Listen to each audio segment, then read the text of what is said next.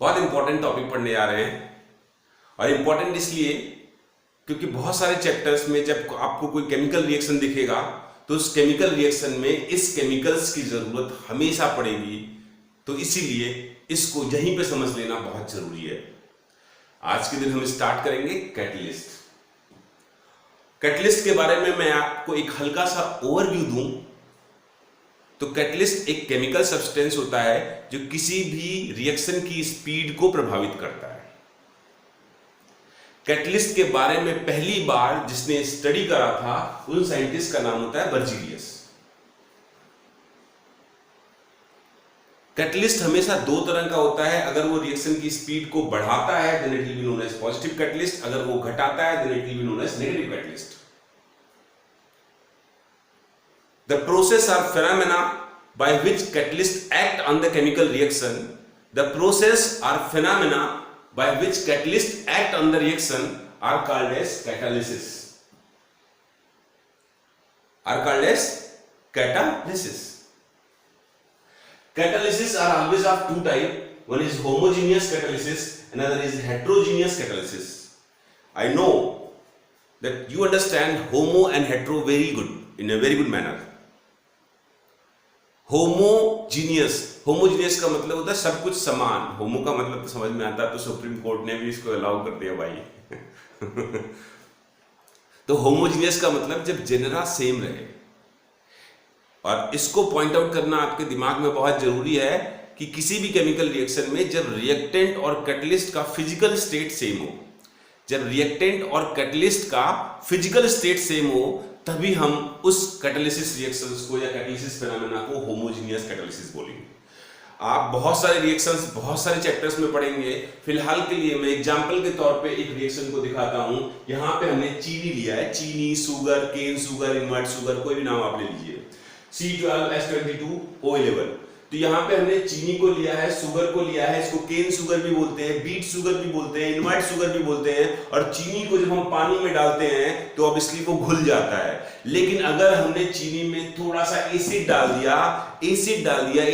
दिया तो वो क्या होता है कि चीनी जिस मॉलिक्यूल से मिलकर बना होता है उन्हीं मॉलिक्यूल्स में वापस टूट जाता है, यानी चीनी का डिकम्पोजिशन हो जाएगा और चीनी टूट जाएगा ग्लूकोज और फ्रुक्टोज में। तो इस रिएक्शन पे आप बस ध्यान दीजिए कि इस रिएक्शन में ये रिएक्टेंट है, तो ये जो शुगर होता है वो शुगर, चीनी कैसा होता है, सॉलिड होता है, लिक्विड होता है, गैस होता है, ठीक है, अच्छा सॉलिड होता है, कोई बात नहीं है।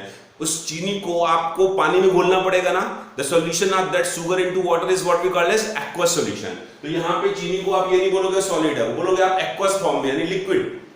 उसको आपने पानी में ऑलरेडी डिसॉल्व कर रखा है, ये रिएक्टेंट भी लिक्विड है, और उसमें जो आप एसिड डाल रहे हैं वो भी क्या है, लिक्विड है। तो अगर रिएक्टेंट और कैटलिस्ट दोनों का फिजिकल स्टेट सेम हो then that particular catalytic reactions are called as homogeneous catalysis. Okay, और अगर ऐसा नहीं हो यानी रिएक्टेंट और कैटलिस्ट दोनों का फिजिकल स्टेट क्या हो, डिफरेंट हो। यहां पे देखो नाइट्रोजन जो होता है वो ऑब्वियसली गैस होगा, हाइड्रोजन गैस होगा, अमोनिया गैस होगा। अमोनिया से कोई मतलब नहीं है, ये प्रोडक्ट है। The important point which you have to remind is reactant और कैटलिस्ट का फिजिकल स्टेट सेम होना चाहिए, और अगर सेम है तो वो होमोजेनियस कैटालिसिस है, और अगर वो डिफरेंट है, फॉर एग्जांपल यहां पे जो कैटलिस्ट होता है उसको हम आयरन लेते हैं, आयरन के स्क्रैप्स लेते हैं, आयरन के छीलन लेते हैं, आयरन का टुकड़ा लेते हैं, आयरन का छोटे छोटे स्मॉल स्क्रैप्स लेते हैं। तो अगर यहाँ पे नाइट्रोजन गैस है, हाइड्रोजन गैस है, और आयरन की बात करें तो सॉलिड है, तो यहाँ पे क्या रिएक्टेंट और कैटलिस्ट का फिजिकल स्टेट सेम है? अगर नहीं है तो इसको हम बोलेंगे heterogeneous catalysis. Okay, hope you understand. तो यहां पे आपने सारी बातें देखी कैटालिसिस की कि कैटलिस्ट एक फॉरेन केमिकल सब्सटेंस होता है जो किसी भी केमिकल रिएक्शन की स्पीड को प्रभावित करता है। अगर स्पीड बढ़ा देता है रिएक्शन की तो उसको पॉजिटिव कैटलिस्ट बोलेंगे, अगर घटा देता है तो उसको नेगेटिव कैटलिस्ट बोलेंगे। और इस कैटलिस्ट के एक्शन को, जब कैटलिस्ट किसी भी रिएक्शन पे एक्ट करता है then that phenomena is called as catalysis. The process of increasing or decreasing the speed of reaction by catalyst are called as catalysis. Catalysis दो तरह का होगा, homogeneous catalysis and heterogeneous catalysis। अगर reactant और catalyst का physical state same हुआ homogeneous catalysis, और अगर रिएक्टेंट और कैटलिस्ट का फिजिकल स्टेट डिफरेंट हुआ then heterogeneous catalysis. What else do we need to study in this catalyst? See, अगर आपको कैटलिस्ट को बहुत अच्छी तरह से सीखना है तो सबसे पहले केमिकल रिएक्शन के बारे में सीखना होगा, क्योंकि रिएक्शन की ही स्पीड को प्रभावित करता है कैटलिस्ट। और अगर केमिकल रिएक्शन को सीखना होगा, पढ़ना होगा, तो उसको हम पढ़ते हैं, एक चैप्टर होता है हमारा केमिकल काइनेटिक्स। अगर हल्की सी बात मैं बताना चाहूं तो आपको पूरा टॉपिक समझ में आ जाएगा। उस हल्की सी बात को समझने की कोशिश करिएगा। केमिकल रिएक्शंस की बात करें तो any chemical reaction can be understood with the help of energy profile diagram. Just say it by one, एक बार मन में बोलो, एनर्जी प्रोफाइल डायग्राम। सर ये एनर्जी प्रोफाइल डायग्राम क्या होता है?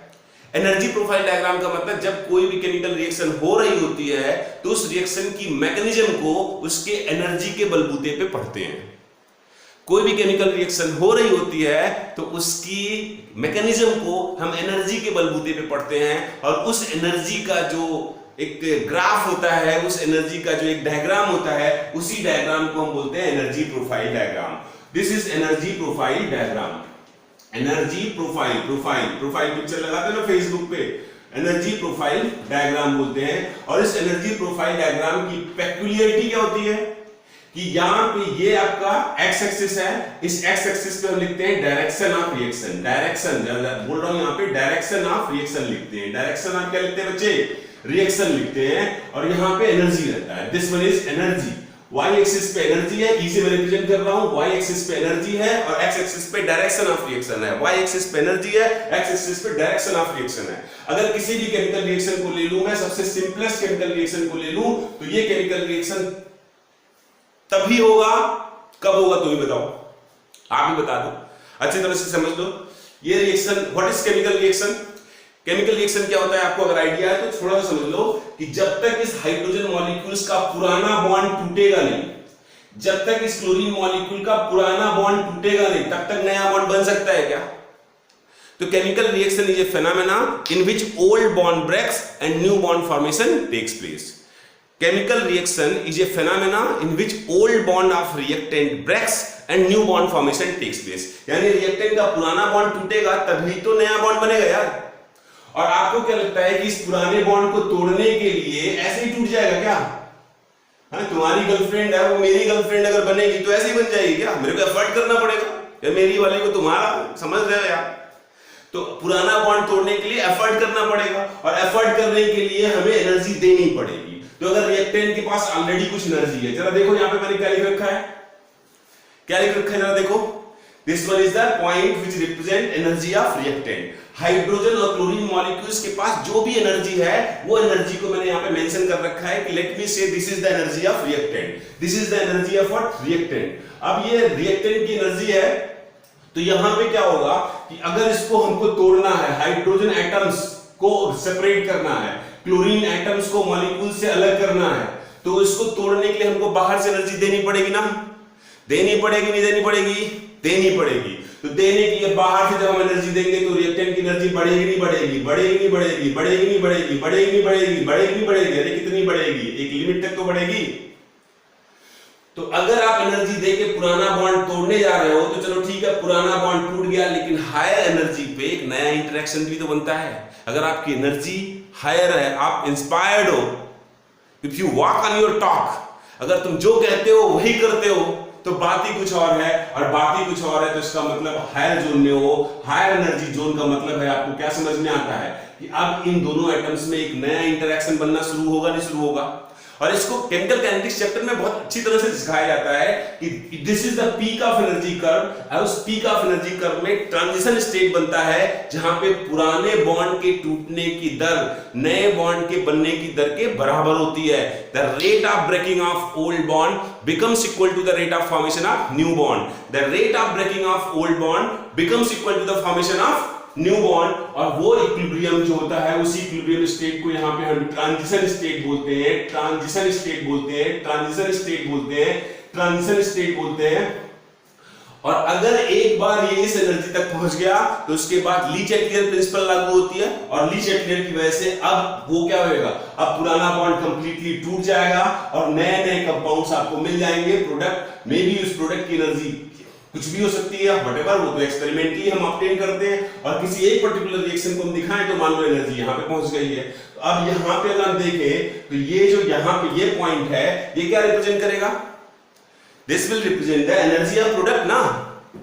तो सिंपल सी बात है कि कोई भी केमिकल रिएक्शन को होना हुआ तो पुराने रिएक्टेंट को तोड़ने के लिए हमको एनर्जी देनी पड़ी। तो पुराने रिएक्टेंट की एनर्जी इतनी है, देनी पड़ी तो एनर्जी यहां तक गई, और जैसे ही एनर्जी यहां तक आई तो पुराना बॉन्ड टूटने लगा और नया बॉन्ड बनने भी लगा, इक्विलिब्रियम एस्टेब्लिश हो गया, और जैसे इक्विलिब्रियम एस्टेब्लिश हुआ इमीडिएटली नया बॉन्ड जो है वो आगे गया। नहीं समझ में आता है यार कि ली चैटलियर प्रिंसिपल कहता है कि जिधर अगर रिएक्टेंट ज्यादा रहेंगे तो रिएक्शन प्रोडक्ट साइड बढ़ेगा, प्रोडक्ट ज्यादा रहेगा तो रिएक्शन रिएक्टेंट साइड बढ़ेगा। एक कॉमन सेंस है, आपको पता है यार इसको। आपको तो रिएक्टेंट ऑलरेडी एग्जिस्ट, प्रोडक्ट कुछ है ही नहीं है। तो एक बार जब ट्रांजिशन स्टेट इक्विलिब्रियम स्टेट बनेगा then immediately reaction will be forward toward the formation of product. तो अब ये प्रोडक्ट फटाक से यहां पे बनने लगा, और जैसे ही प्रोडक्ट बना तो समझ में आ गया कि sir this is the energy profile diagram. मतलब रिएक्टेंट इतना रास्ता, ये रिएक्टेंट का रास्ता है, एनर्जी का रास्ता है। This is the path of chemical reaction. जहां पे रिएक्टेंट की एनर्जी पहले इतनी थी, फिर बढ़ के यहां पे गई, और फिर बढ़ के यहां घट के यहां तक आ गई। You got the point? अब इस एनर्जी प्रोफाइल डायग्राम में मेरे भाई ये बताओ कि अगर पॉजिटिव कैटलिस्ट है तो पॉजिटिव कैटलिस्ट के एनर्जी प्रोफाइल डायग्राम देख लो। यहां पे एनर्जी एक्सिस है, यहां पे डायरेक्शन ऑफ रिएक्शन है, वाई एक्सिस पे वाई पे एनर्जी है, और एक्स पे क्या है? डायरेक्शन ऑफ रिएक्शन है। तो अगर कोई रिएक्शन हो रही है, चाहे वो होमोजेनियस कैटालिसिस वाली हो, चाहे वो हेटेरोजेनियस कैटालिसिस वाली हो, तो अगर वहां पे कैटलिस्ट आपने नहीं लिया है फॉर टाइम बीइंग, तो रिएक्शन का पाथ, रिएक्शन का पाथ, रिएक्शन का पाथ, रिएक्शन का पाथ, रिएक्शन का पाथ क्या होगा? ये वाला होगा। बात समझ में आई? और अगर आपने कैटलिस्ट को यूज कर लिया तो क्या होगा? तो catalyst increases the speed of reaction ना। Positive catalyst increases the speed of reaction, और स्पीड ऑफ रिएक्शन कब बढ़ेगा? जब रास्ता छोटा हो जाए। तो आपको समझ में आ रहा होगा कि ये बड़ा रास्ता है और ये जो मैंने ब्लू से दिखाया है ये छोटा रास्ता है। ये समझ में आया? और आपको समझ में आ गया है कि अगर this one is the energy of reactant, ये जो पूरा है ये क्या है? This one is the energy of reactant, energy of reactant, बोल भाई, एनर्जी ऑफ रिएक्टेंट। तो ये एनर्जी इतनी, तुम्हारे पास भी इतनी एनर्जी ऑलरेडी है, लेकिन अगर बाहर से किसी ने थोड़ा सा उत्साह दिया, थोड़ा इंस्पायर किया आपको, हो तो अभी छोटे ही ना, तो अभी यहाँ पे क्या हो गया? उस इंस्पिरेशन की वजह से हो सकता है कि आप, हो सकता है क्या होगा ही, आप अच्छा करने लग जाओगे। तो इसका मतलब है रिएक्टेंट के पास इतनी एनर्जी थी और बाहर से आपने इतनी एनर्जी दी just to carry out the reaction. तो बाहर से जो आप एनर्जी देते हो किसी भी रिएक्शन को करवाने के लिए, उस एनर्जी को हम बोलते हैं, that is simply what we called as activation energy. Activation, activation, that is called as activation energy, that is called as activation energy। तो इसका मतलब है कि अगर कैटलिस्ट नहीं था, यानी this is the path without catalyst, अगर कैटलिस्ट नहीं था तो एक्टिवेशन एनर्जी की जो जरूरत थी वो कितनी थी? इतनी थी। इस लेंथ को मान लो हमने कह दिया 10 मीटर, अरे समझने के लिए 10 मीटर। और जब कैटलिस्ट को हमने यूज कर लिया, जब पॉजिटिव कैटलिस्ट मौजूद है, तो अब रिएक्शन का रास्ता क्या हो गया? ये हो गया भाई। अब यहाँ पे कैटलिस्ट वो देखोगे तो कैटलिस्ट में जो कैटलिस्ट के प्रेजेंस में जो एक्टिवेशन एनर्जी की जरूरत पड़ी वो कम पड़ी, ज्यादा पड़ी? ऑब्वियसली कम। से यहाँ पे 2 ही मीटर, 2 ही कुछ भी मान लो यार, मैं समझाने के लिए बोल रहा हूं।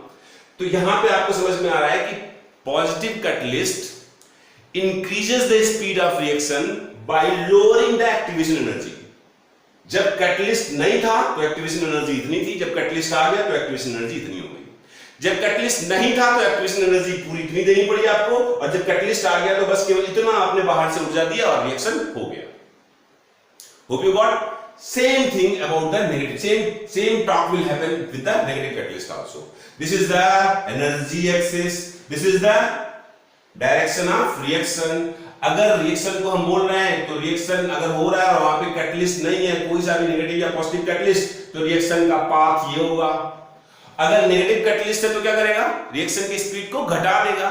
घटा देने का मतलब है बड़ा वाला रास्ता, लंबा वाला रास्ता पकड़ाएगा। अब अगर आपने कैटलिस्ट को यूज कर लिया, अगर आपने नेगेटिव कैटलिस्ट यूज कर लिया, तो यहाँ पे ये ब्लू पाथ को एक्वायर कर जाएगा, और ब्लू पाथ का रास्ता आपको लंबा दिख रहा है, मतलब यहाँ पे टाइम ज्यादा लगेगा, यानी रिएक्शन क्या हो गया? स्लो हो गया। स्लो हो गया। तो यहाँ पे नेगेटिव कैटलिस्ट क्या कर रहा है बताओ भाई? जब तक कैटलिस्ट नहीं था तब तक एक्टिवेशन एनर्जी कम थी, और नेगेटिव कैटलिस्ट की वजह से यहां पे क्या हो गई, एक्टिवेशन एनर्जी बढ़ गया। What is the characteristics of catalyst?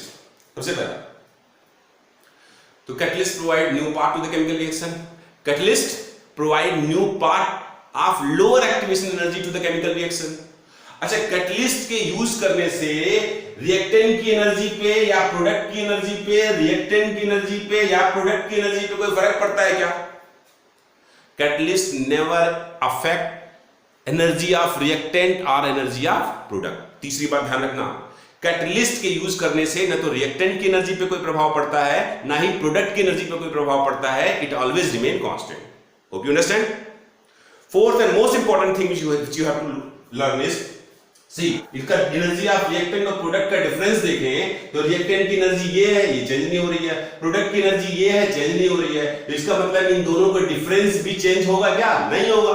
इसका मतलब ये डेल्टा एच भी चेंज होगा क्या? नहीं होगा। एंथैल्पी चेंज भी चेंज नहीं होगा। चार बातें ध्यान रखना। Catalyst always provide new path to the chemical reaction. Catalyst provide new path of lower activation energy towards the chemical reaction. Third one, catalyst की वजह से ना तो रिएक्टेंट की एनर्जी चेंज होती है, ना ही प्रोडक्ट की एनर्जी चेंज होती है। Fourth one, catalyst chemical reaction के एंथैल्पी चेंज को भी प्रभावित नहीं करता है। थर्मोडायनामिक्स क्लियर है तो बहुत बढ़िया लगेगा आपको। कैटलिस्ट जो है वो किसी भी केमिकल रिएक्शन के एंथैल्पी चेंज को भी प्रभावित नहीं करता है। और पांचवा तो अपने आप तुमको पता है यार कि कैटलिस्ट जो होता है, it is in fact positive catalyst, it speed up the chemical reaction. क्योंकि लोअर एक्टिवेशन एनर्जी लोअर होगी तो रिएक्शन क्या होगा, स्पीड अप होएगा नहीं होएगा। तो पांच चीजें आपको बहुत अच्छी तरह से ध्यान रखनी है, और पांच चीजें अगर आपको ध्यान में रह गई then you will rock on this topic.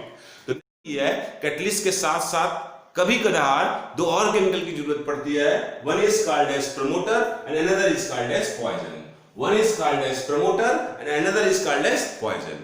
Promoter is such a chemical substance which never affect the chemical reaction directly. Promote only act for the catalyst. Promoters only act for catalyst. See, for example, ये हमारा ammonia का formation है, एक reaction है जिसमें nitrogen hydrogen के साथ react करके अमोनिया बना रहा है, और इस रिएक्शन में कैटलिस्ट आयरन है Fe। और यहां पे एक और हम यहां पे केमिकल लेते हैं मॉलिब्डेनम, और मॉलिब्डेनम जो होता है इट डायरेक्टली इन्फ्लुएंसेस और promotes this iron. The chemical which directly promotes or influences the catalyst without promoting or influencing the chemical reaction are called as promoters. Are called as promoters. Now the next thing is poison. What is poison? Poison को समझने के लिए बहुत interesting हमारे पास एक topic है, उसको समझना। ये रहा भाई एल्काइन आपका, ये क्या रहा, ये एल्काइन रहा। अब इस एल्काइन का आप रिडक्शन करवाएंगे तो आपको पता है addition of hydrogen is what known as reduction. Addition of hydrogen is what we known as reduction. तो अगर इसका रिडक्शन आप करवाना है तो आपको यहाँ पे एक कैटलिस्ट लेना होगा पैलेडियम Pd, और पैलेडियम आप लोगे तो यहाँ पे ये रिड्यूस हो जाएगा और आपका ये एल्काइन एल्केन में कन्वर्ट हो गया। ये एल्काइन किस में कन्वर्ट हो गया भाई मेरे, एल्केन में कन्वर्ट हो गया, एल्काइन एल्केन में कन्वर्ट हो गया। सर ये रिएक्शन हुआ कैसे? दरअसल ये जो कैटलिस्ट था पैलेडियम, इस पैलेडियम के सरफेस पे हाइड्रोजन का मॉलिक्यूल आके टकराया। जैसे ही हाइड्रोजन के मॉलिक्यूल्स आके टकराए तो हाइड्रोजन के मॉलिक्यूल्स को बॉन्ड के साथ मैं ऐसे दिखा दे रहा हूं कि हाइड्रोजन का मॉलिक्यूल आके टकराया। जैसे ही हाइड्रोजन का मॉलिक्यूल आके टकराएगा, यहां से कुछ एनर्जी रिलीज होगी इस टकराने की वजह से, और उस एनर्जी की वजह से ये एग्जिस्टिंग बॉन्ड टूट जाएगा, हाइड्रोजन मॉलिक्यूल्स का एग्जिस्टिंग बॉन्ड टूट जाएगा। आपको 11 चैप्टर में हाइड्रोजन एटम्स कंपाउंड में पढ़ाया जाता है कि hydrogen molecule is not responsible for reduction alone. क्यों? क्योंकि हाइड्रोजन एटम के बीच का बॉन्ड बहुत अच्छा स्ट्रांग होता है, और जब तक वो बॉन्ड ब्रेक नहीं करेगा, जब तक एटॉमिक हाइड्रोजन रिलीज नहीं होंगे, तब तक वो रिडक्शन के लिए लायक नहीं होता है। तो यहां पे हाइड्रोजन मॉलिक्यूल जैसे ही इस पैलेडियम के सरफेस पे टकराता है, this one is palladium, immediately कुछ एनर्जी रिलीज होती है, उस एनर्जी के बलबूते पे एग्जिस्टिंग बॉन्ड, पुराना वाला बॉन्ड टूटता है, और ये हाइड्रोजन मॉलिक्यूल्स अब हाइड्रोजन एटम के फॉर्म में एग्जिस्ट करने लगता है, जिसकी वजह से अब वो हाइड्रोजन एटम आएगा और इस डबल बॉन्ड को ब्रेक करेगा और जुड़ जाएगा। फिर दूसरा हाइड्रोजन एटम भी आएगा और इस डबल बॉन्ड को भी ब्रेक करेगा और जुड़ जाएगा।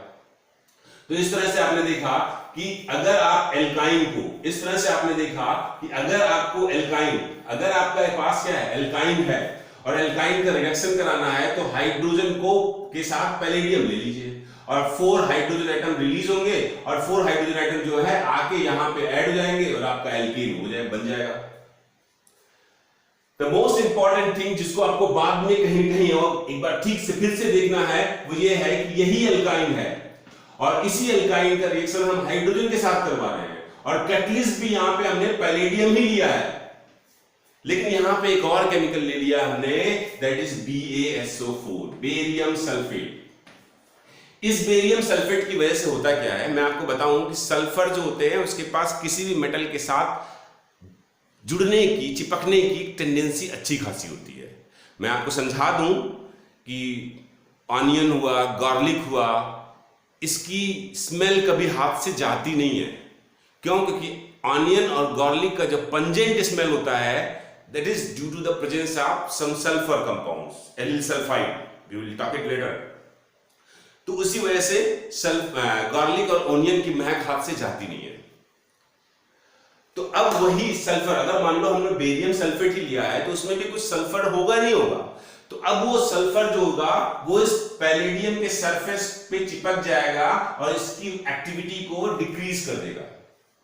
कोई भी सल्फर कंटेनिंग कंपाउंड हम लेंगे तो उस सल्फर कंटेनिंग कंपाउंड की एफिनिटी, उसकी चिपकने की प्रक्रिया किसी भी मेटल के साथ ज्यादा तगड़ी होती है। तो अगर हम इस बेरियम सल्फेट को लिए तो ये बेरियम सल्फेट अब पैलेडियम के सरफेस के जाके उस पे चिपक जाएगा और पैलेडियम की एक्टिविटी को डिक्रीज कर देगा, पैलेडियम की एक्टिविटी को डिक्रीज कर देगा, जिसकी वजह से अब पैलेडियम उतने हाइड्रोजन एटम जनरेट नहीं कर पाएगा जितना वो नॉर्मली करता था। तो इस वजह से अब यहाँ पे तो 4 ऊपर वाले रिएक्शन में तो 4 हाइड्रोजन एटम जितना चाहिए था उतना प्रोड्यूस हुआ, लेकिन अब BaSO4 की वजह से अब पैलेडियम की एक्टिविटी खराब हो गई, जिसकी वजह से अब ये 2 ही हाइड्रोजन प्रोड्यूस कर पाएगा, जिसकी वजह से केवल एक ही बॉन्ड यहाँ पे टूटेगा और हाइड्रोजन यहाँ जुड़ेगा और हाइड्रोजन यहाँ जुड़ेगा।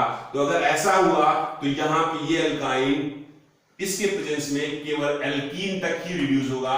और इस रिएक्शन को अगर आपको याद हो 11वीं क्लास में आपने पढ़ा है, इसको बोलते हैं सैबटियर-सैंडरसन रिएक्शन। तो आपने समझा क्या? आपने कैटलिस्ट को समझा। कैटलिस्ट 2 तरह का होता है, नेगेटिव और पॉजिटिव कैटलिस्ट। नेगेटिव कैटलिस्ट क्या करता है? ये रिएक्शन की स्पीड को घटा देता है एक्टिवेशन एनर्जी बढ़ा के। पॉजिटिव कैटलिस्ट क्या करता है? ये रिएक्शन की स्पीड को बढ़ा देता है एक्टिवेशन एनर्जी को घटा के। प्रोसेस को हम कैटालिसिस बोलते हैं। कैटालिसिस 2 तरह का होता है, homogeneous catalysis and heterogeneous catalysis. और फिर आपने देखा promoters are chemicals which affect the catalyst directly and poisons which lowers the activity of catalyst. So poison are chemical substance which lowers the activity of catalyst, yeah, which poison the catalyst, which deactivate the catalyst, which decreases the activity of catalyst. Thank you very much. This is Praveen signing out until we meet again.